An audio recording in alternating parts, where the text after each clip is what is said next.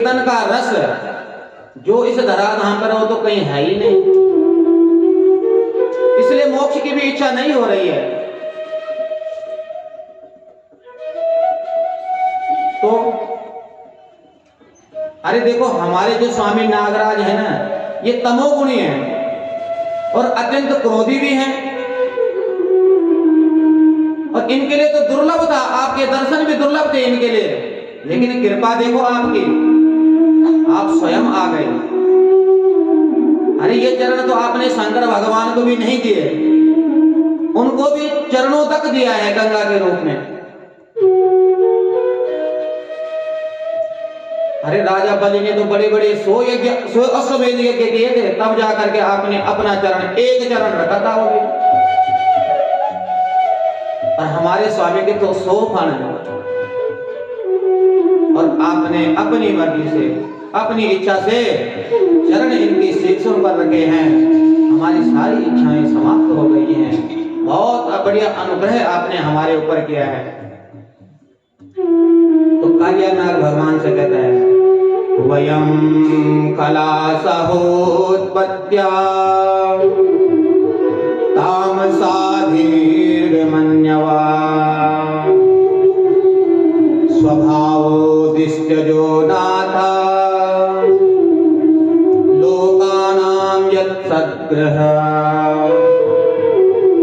बोले प्रभु, अरे हम जन्म से ही दुष्ट हैं, जन्म से ही तमोगुणी हैं, क्रोधी हैं, और जीवों के लिए अपना स्वभाव बदलना सबसे मुश्किल काम है। सबसे ज्यादा मुश्किल यही तो है, स्वभाव बदल जाए तो काम बन जाए। और इसी स्वभाव के चक्कर में जीव फंस जाता है। ये मोह छोड़ता ही नहीं है। भवान ही कारणं तत्र सर्वज्ञो जगदीश्वरः अनुग्रह निग्रहं वा मन्यसे तद्विदेहिना। प्रभु, अरे हमारा तो स्वभाव ही गुणी भी तमोगुणी है, क्रोधी है। अब तुमने अनुग्रह करना, करो चाहे निग्रह करो, अब आपके हाथ में है ना। अपनी जीवन की डोर भगवान को समर्पित कर दी कालियानाग ने यहाँ पर। बोले देखो, अरे मैंने तुमको बनाया है और तुम्हारे रहने के लिए एक द्वीप भी बनाया है। द्वीपम रमणकं हित्वा हृदयमीदमुपाश्रिता यद भयात् सुपर्शस्त्वं मदपादलाक्षितम्।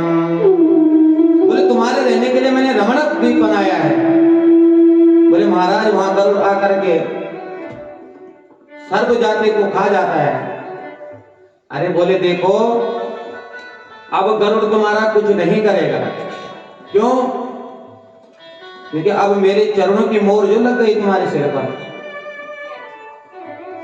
तुम निसंदेह बिना चिंता के जाओ और रमणक द्वीप पर निवास करो। और फिर कालियानाग अपने शीशों पर भगवान को लेकर बाहर आए। कालियानाग रमणक द्वीप पर चले गया और इधर सबसे पहले भगवान को शेष बलदाऊ जी ने स्पर्श किया, तब जाके और सभी भगवान से मिले।